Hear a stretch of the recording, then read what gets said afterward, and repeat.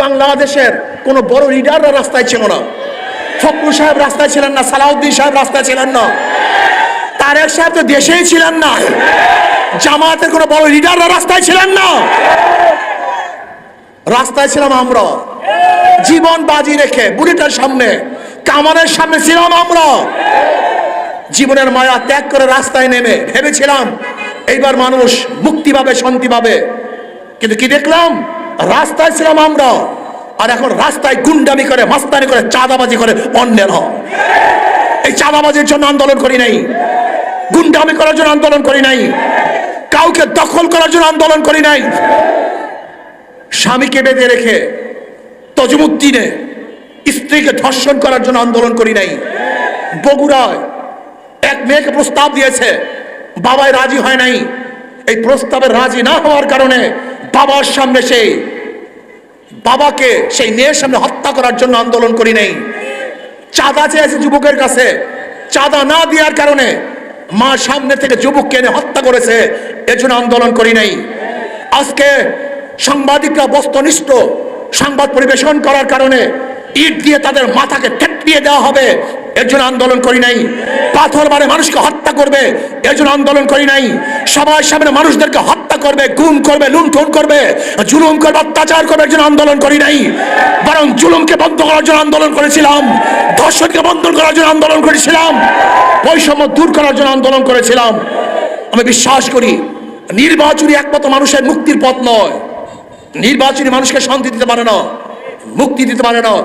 আমি মনে করি যদি নির্বাচনের মাধ্যমে আবারও সেই ফ্যাসিস্টরা ক্ষমতায় আসে, আবার চাঁদাবাজ, ডাকাত, গুন্ডা, বদমাশ এবং খুনিরা ক্ষমতায় আসে, তাহলে বাংলাদেশের মানুষ শান্তি পাবে না, মুক্তি পাবে না। একদম আমরা কি চাই? আমাদের শায়খ মোর্শেদ নফর আল্লাহর কথা বলেছেন, শুধু নেতা নয় নীতির পরিবর্তন চাই।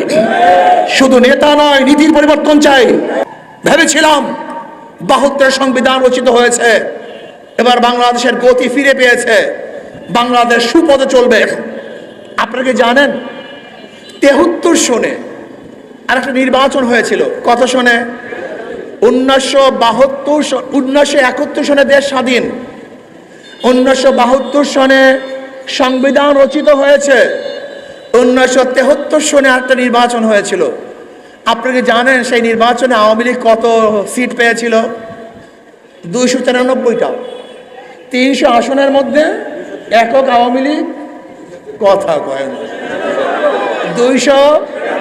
আপনি কি জানেন সেই নির্বাচন কিভাবে হয়েছিল? কাউকে নমিনেশন পেপার সাবমিট করতে দেয় নাই, ভোট কেন্দ্রে মানুষকে যেতে দেয় নাই। এই মুস্তাক সাহেবের বাড়ি কোথায় জানেন? মুস্তাক সাহেবের বাড়ি কুমিল্লা দাউদকান্দি। ওনাকে কিভাবে নির্বাচিত করছে এই শেখ সাহেব আপনারা জানেন? আমাদের সবচেয়ে বড় সমস্যা হলো বাংলাদেশের মানুষের ইতিহাস সম্পর্কে জানা নেই। অধিকাংশ মানুষ মূর্খ, জানি না আসলে কি ঘটতেছে।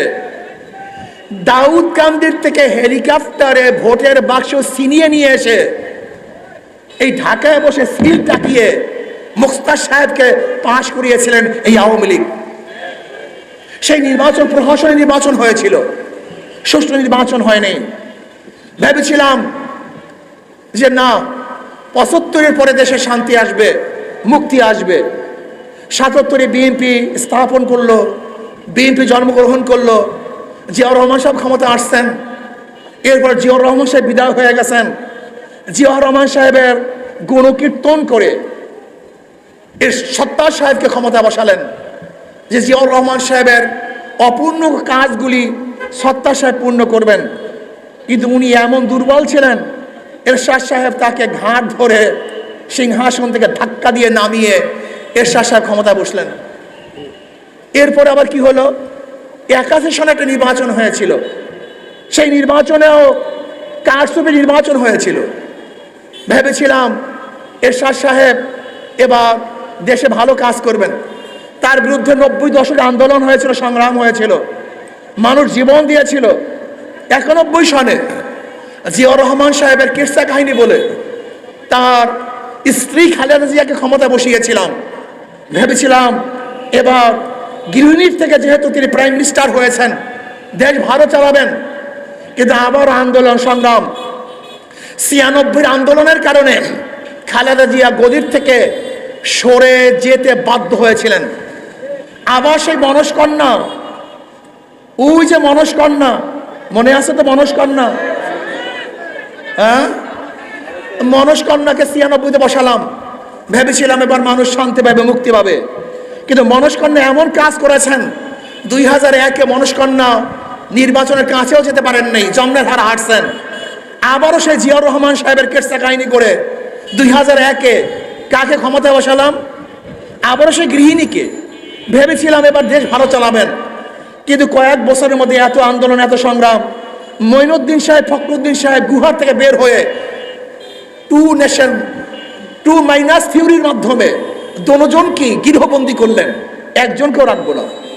ভেবেছিলাম মঈনুদ্দিন, ফখরুদ্দিন সাহেবের 2.5 বছরের শাসনে মানুষ ভালো থাকবে।